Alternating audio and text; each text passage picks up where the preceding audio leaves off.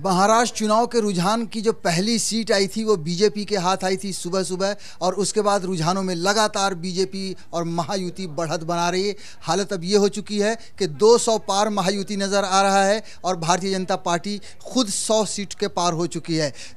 MVA बहुत ज़्यादा पिछड़ती हुई नज़र आ रही है। हमारे साथ मौजूद हैं इस वक्त श्रेष्ठ महाराष्ट्र के एडिटर पराग पाटिल। हम इनसे बात करेंगे कि क्या वजह रही है। सबसे पहला सवाल सर आपसे ये जानना चाहेंगे कि क्या इतनी बड़े मार्जिन की, हालांकि ये अभी रुझान है, उम्मीद थी कि 200 पार और इधर 100 के भी नीचे महाविकास आघाड़ी? नहीं, ये उम्मीद तो नहीं थी।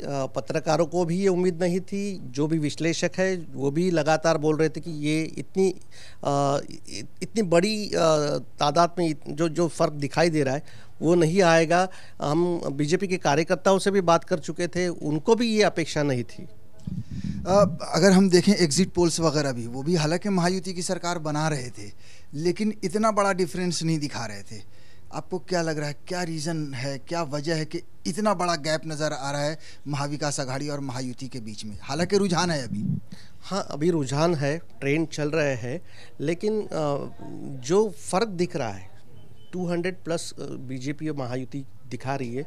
और जो हमने इसके पहले भी जो हमने 0 माइल शो किया था चुनाव से पहले, उसमें हमने बताया था कि ये जो चुनाव रहेगा, ये चुनाव इलेक्टोरल मैकेनिज्म वर्सेस परसेप्शन ऐसा रहेगा।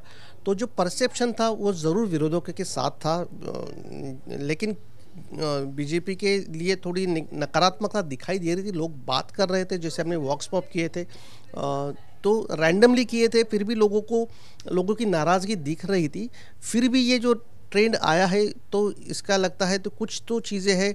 तो पहली चीज़ तो ये है कि जो विरोधक है, जो उद्धव ठाकरे से लेके बाकी है, उन्होंने लगातार विक्टिम प्ले किया है।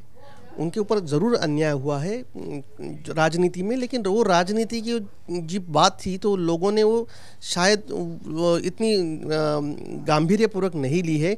और एक शरद पवार अगर छोड़ दे तो बाकी सब नेता लगातार विक्टिम प्ले कर रहे थे। तो उनके लिए लग रहा था कि ये लोगों को, महाराष्ट्र के लोगों को बीजेपी और ये स्ट्रांग लगे और बाकी जो विरोधक है ये कमज़ोर लीडरशिप दिखाई दी। तो शायद कमज़ोर लीडरशिप को महाराष्ट्र के लोग पसंद नहीं करते, ऐसा इस ट्रेंड से दिख रहा है।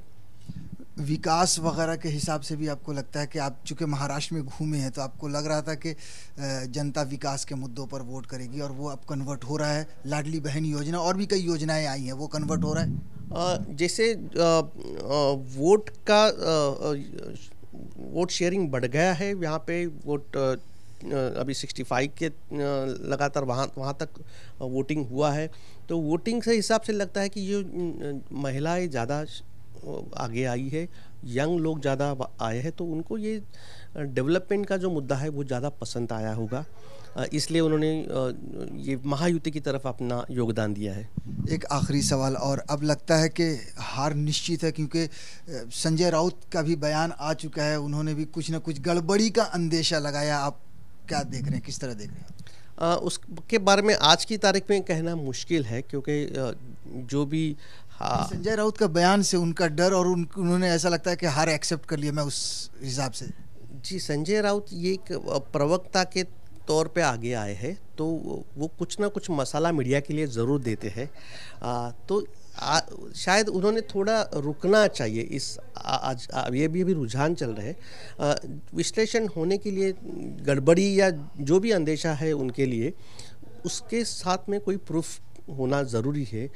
हवा में बातें करके आज किसी को फ़ायदा नहीं हो जाएगा। तो जैसा कि अभी आपने देखा कि क्या वजह है जो इतना ज़्यादा आगे निकली है महायुति, लेकिन फ़िलहाल फिर भी एक रुझान है। हाँ, ये मुमकिन है कि 10-20 सीटें ऊपर नीचे हो जाएं, थोड़ा पीछे आ जाए, नीचे आ जाए महायुति, लेकिन अब जो रुझान है जिस तरह से वो दर्शा रहा है कि महायुति की जीत पक्की है। श्रेष्ठ भारत पर खबरों से जुड़े रहने के लिए चैनल को सब्सक्राइब और लाइक करें, बेल आइकन दबाएं और देखते रहें श्रेष्ठ भारत।